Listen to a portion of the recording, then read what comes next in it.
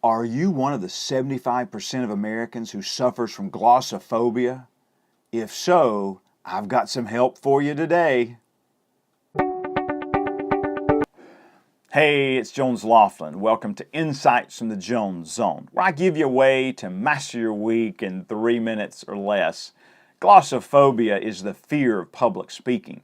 And while many people may not need to make speeches in front of thousands of people, almost every job today requires someone to make a presentation in front of some group at some point. My friend Kerri Garbis has written a fantastic book about how to be a more effective presenter. It's called Presentation Skills for Managers. And while it says it's for managers, it's got something for all of us. She writes it from an actor's perspective, which is refreshing and will draw you in very quickly. Here are 3 quick tips from her book I think you'll find very helpful. The first one is to remember the 3-second zone. That is, when you're making eye contact with a member of your team or an audience, keep it at about 3 seconds so as not to appear creepy or to be glancing your eyes so quickly as to appear shifty. What does 3 seconds look like? Well, let's practice. So that's the first tip. The second one is to make sure you keep your ideas as much as possible in groups of 3.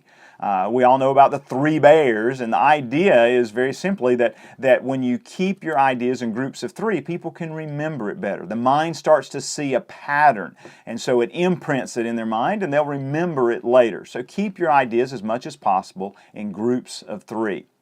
Finally, one of the tips that she offers that I forget so often is that when you're making a presentation, look where you want the audience to look.